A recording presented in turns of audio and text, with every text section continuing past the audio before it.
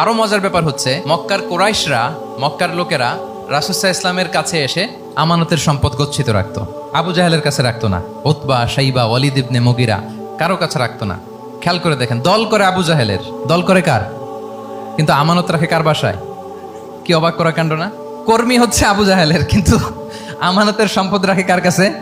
মুহাম্মদ সাল্লাল্লাহু আলাইহি ওয়াসাল্লামের বাসায়। রাসূল সাল্লাল্লাহু আলাইহি ওয়াসাল্লাম যেদিন হিজরত করবেন, উনি সাইয়েদনা আলী রাদিয়াল্লাহু তাআলা আনহুকে অ্যাসাইন করে গিয়েছেন যে আলী, তুমি থাকো, তুমি কয়েকদিন পরে মদিনায় হিজরতে যাবা, আমার কাছে যত আমানতের সম্পদ আছে এগুলো তুমি আগে বিলি করে তারপরে যাবে। রাসূল সাল্লাল্লাহু আবু বকর রাদিয়াল্লাহু তাআলা আনহুকে নিয়ে চলে গেলেন।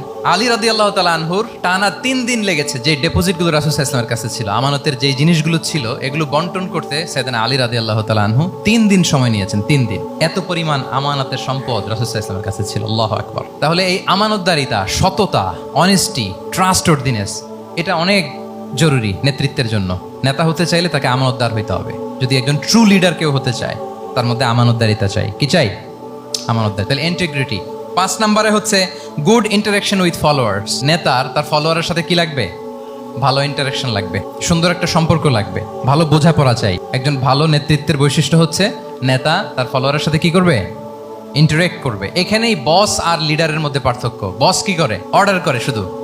বসের কাজ হচ্ছে এই ডুজ অ্যান্ড ডোন্টস বলে দেয়, এইটা করা যাবে, ওইটা করা যাবে, মানে অর্ডার করে, ডিরেক্ট করে। কিন্তু লিডার কি করে? গাইড করে, মেন্টরিং করে, ইন্সপায়ার করে, মোটিভেট করে। So here is the difference between leader and boss.